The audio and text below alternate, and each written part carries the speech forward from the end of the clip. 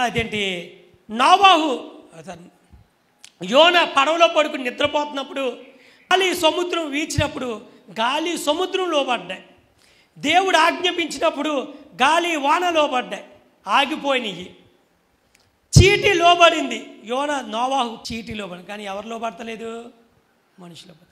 మోషే చేతిలో ఉన్న కర్ర లోబడింది, కర్రలు ఎత్తగానే ఎర్ర సముద్రం 2 పాయలు అయిపోయింది అంతే. కానీ మనిషి మాత్రం లోబట్టలేదు. ఈ మైక్ వాడబడినంత కూడా మనిషి వాడబట్టలేదు దేవుని చేతిలో. ఈ మైక్ మనకి ఎంత వాడబడుతుంది? నువ్వు పాట పాడుతుంటే పాట 100 మందికి 1000 మందికి వినిపించేలా చేస్తుంది. సౌండ్ బాక్స్ తన ప్రసారం చేస్తుంది, ల్యాప్టాప్ తన ప్రసారం చేస్తుంది, మిక్సర్ తన ప్రసారం చేస్తుంది. పోడియం దేవుని సేవకు ఉపయోగపడుతుందా అండి? నీ చేతిలో ఉన్న పెన్ను దేవుని వాక్యం రాసుకోవడానికి, పాటలు రాసుకోవడానికి, వాక్యం రాసుకోవడానికి ఉపయోగపడుతుంది. నీ బైబిల్ చదువుకోవడానికి ఉపయోగపడుతుంది. నీ కళ్ళు వాక్యం చదవడానికి ఉపయోగపడుతుంది. చెవులు వాక్యం వినడానికి ఉపయోగపడుతుంది. నోరు పాడడానికి ఉపయోగపడుతుంది. చప్పట్లో దేవుని స్తుతించడానికి, కొట్టడానికి ఉపయోగపడుతున్నాయి. కాళ్ళు మందిరానికి రావడానికి ఉపయోగపడుతుంది. నీ బాడీలో ఉన్న ప్రతి పార్ట్ను ఉపయోగించుకోవాలి తప్ప దేవుని సేవకు పరిచర్యకు ఉపయోగపడుతుంది. హల్లెలూయా.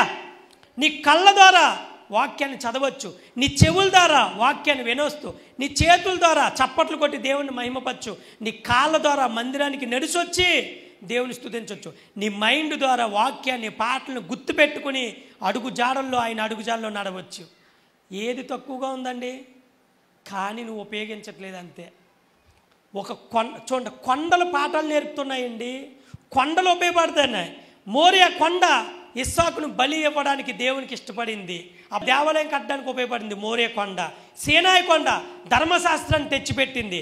అరారాతు కొండ నోవాహు కుటుంబాన్ని రక్షించగలిగింది.